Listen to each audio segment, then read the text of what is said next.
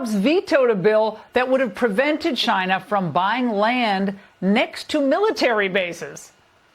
Here with reaction, how dumb is this? Florida Congressman Cory Mills. Congressman, Hobbs said that the bill regarding the Chinese land purchases was ineffective at counter-espionage, and also didn't directly protect military assets.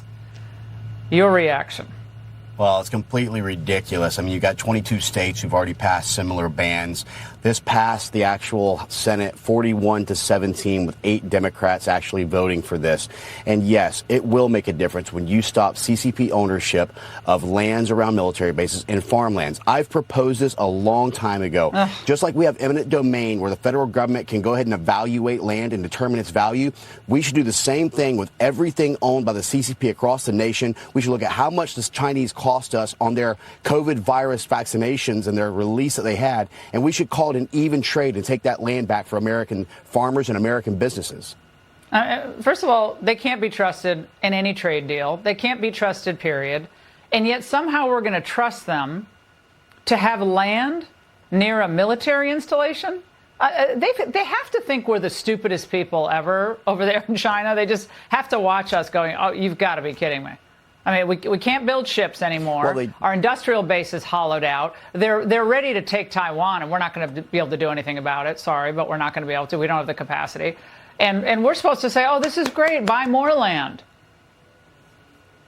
Well, that's exactly right. And we already know that they violated every single one of the treaties that was in place. Look at the Hong Kong one country, two system framework that they ended up violating under Chairman Xi. And you're right. They continue to saber rattle, looking at doing blockades on Taiwan across the Taiwanese Strait and threatening those in the Indo-PACOM region. So what President Trump's doing by squeezing them economically and making them come to the table is exactly what we should be doing, treating them as an adversary, not as a competitor, as Joe Biden and the previous administration tried to claim. So we have to ensure that we protect American farmlands, because what they want to do is buy up our farmlands, do a block where they can utilize the Darien Gap and all those other areas, block us through the Red Sea, the Persian Gulf, the Oceanic area, as well as further. And then they want to cut off our food supply. They want to cut off our natural resource supply. So we have to be smarter in this. And that's the great thing about President Trump, is that he's forcing them to the table.